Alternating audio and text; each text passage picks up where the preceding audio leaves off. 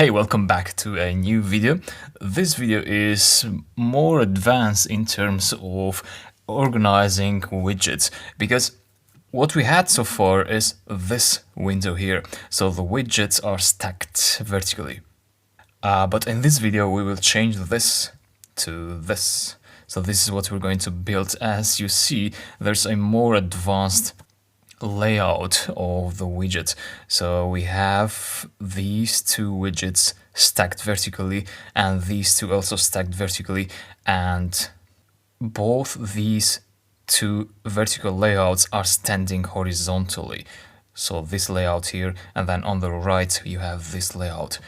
So this is important if you really want to build applications with PyQt. So let's get started. The current code produces, as I told you, this current app. So just that you know, we built this previously. So now I'm going to add on top of this code. But before we write any code, you definitely first want to make a layout, how you want your app to look like. So I'll suggest you take a pen and a paper and draw together with me. Now this drawing, this sketch was not necessary before because all we had was just some widgets stacked vertically. But now you have to give some more thought to the layout. So you really need to draw something on a paper or on your tablet, on your digital app, if you prefer. So I'm going to switch now to my drawing app and design our GUI interface. I apologize for my drawing, but so this is the main window. And so what we want to have is a drop-down list in here and a drop-down list somewhere in here. And then we have the input box in here, and then the button somewhere in here. And then we're going to have the label, so the output, showing somewhere in here. So that's a drop-down list, and that is also a drop-down list. This is the input box, and this is the button. And that would be the label. Now here's what we do. We will use a hierarchy of layouts. So we saw previously that we created a layout in here using QV box layout. And then we added the combo widget, so the drop-down list, to that layout. Then we added the other drop-down list widget to that layout. We did the same for the input text box and for the label and for the button.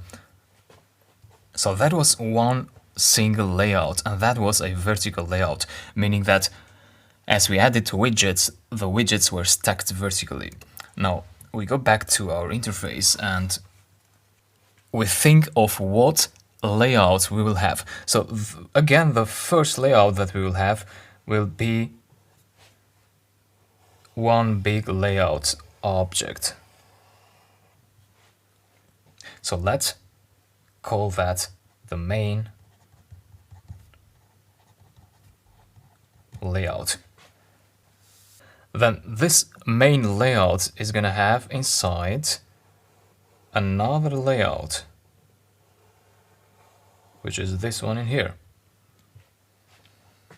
So let's branch this to layout 1. And so the main layout will have this layout 1, and it will also have the label here. So the label doesn't need to be inside the layout, so we're going to have the label as a standalone widget. Since this is just one widget, it doesn't need to be inside the layout. And then this blue layout here is going to contain two other layouts. This one in here, which will contain these two drop-down lists, and also this other one. So layout 1 will be branched into layout 2 and layout layout 3.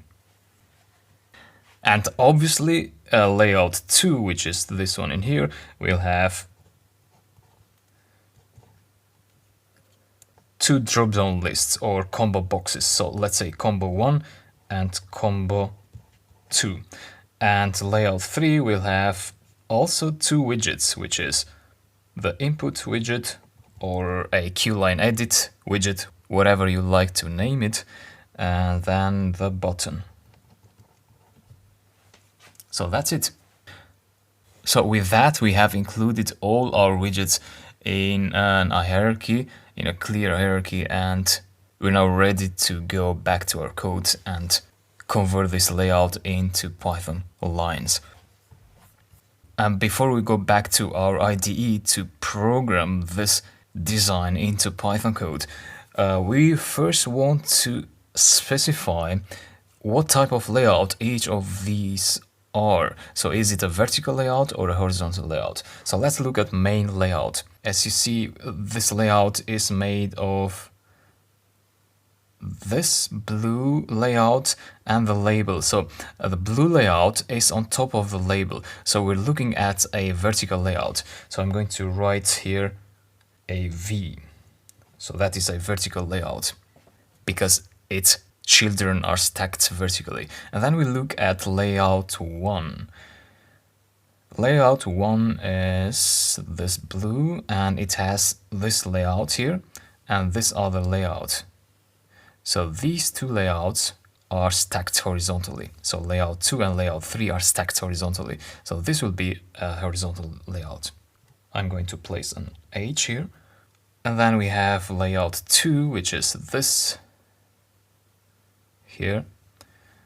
And so the widgets are stacked vertically.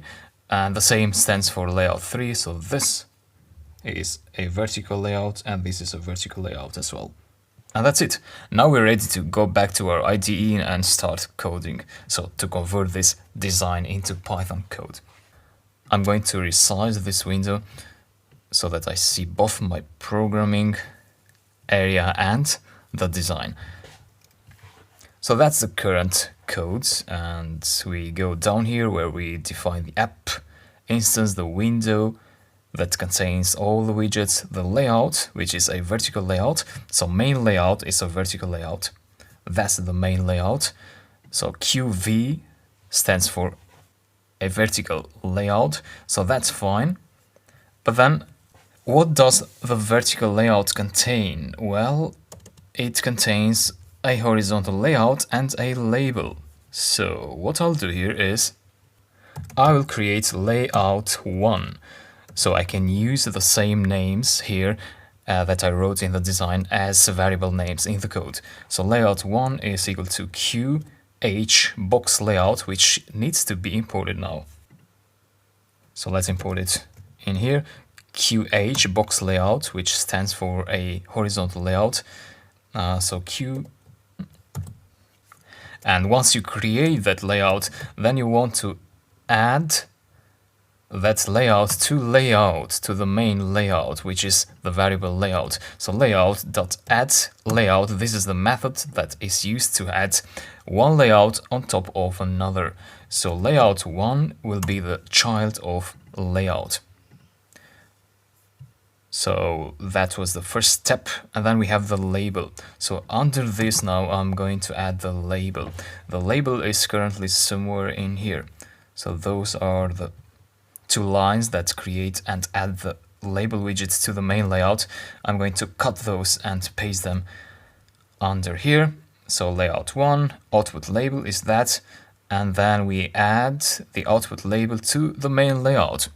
Yes, so the label is part of the main layout. So that's fine. Then we go deeper into our hierarchy and we have layout 2. So let's create layout 2 is equal to Q. That's a vertical layout. So we're going to use QV box layout for that. Don't forget the parenthesis, and then don't forget to add it to layout 1. So layout 2 is part of layout 1. So layout 1.add layout and then layout 2 there, right? And then the same we do for layout 3. So I'm going to copy those two lines, paste them here, change layout 2 to layout 3, and here as well to layout 3. So layout 3 is added to layout 1, and it's a vertical layout. So we have those two layouts. What else? Well, we have to go deeper into the hierarchy, and we have combo 1 and combo 2. So that would be the combo 1. I'm not going to change the name. That's fine in combo. But then you have to be careful here. In combo has to be added to layout 2. You see, combo 1 is added to layout 2. And so is target combo here. So target combo is that we add items to the target combo and then we add it to layout 2. Add widget target combo. Yes. So be careful here. When we add widgets to a layout, we use the add widget method. When we add a layout to a layout, we use the add layout method. So now we're adding a widget here and a widget in here. What else? Well, we have in layout 3, we have to add the input box and the button. So QLine edit is what I mean by input box. And we add it to layout 3. And the button as well, we add it to layout 3 also. So then we have Windows set layout. We set the main layout, which is referenced by the layouts variable. So the main layout is added to the layout, and the other layouts are added to that main layout, and then we have a nice hierarchy. So let's run the code. Yeah, that's the output. Let's try a number here and convert it, and we get the output correctly. So if we change it to another currency, you get that output in Indian rupees. So now if you want to change this button to take it a bit down because it's a bit too high, so you want to align it with this button here, then what you can do is when you add that button widget, which is down here, so when you add that widget to layout 3 using the add widget methods, you can define an alignment argument and set it to qt dot. Now qt is something that needs to be imported, so go to the import and say from pyqt.qt core import qt. Now qt gives you access to a set of properties such as alignment flag, and then from alignment flag you access another property which is align bottom. So with that you specify that the button should be aligned to the bottom of its layout. So if you run this again, you see that the bottom now is further down, so it's looking better. And that's the final code. Next, we will go more advanced with PyQt and create an app which destroys files. So it deletes them permanently from a computer so that these files cannot be recovered. And for that app, we're going to use a file dialog feature to browse to the files of the computer and then interact with those files. So it's quite a lot of interesting stuff. Therefore, stay tuned and I'll talk to you in the next video. See you.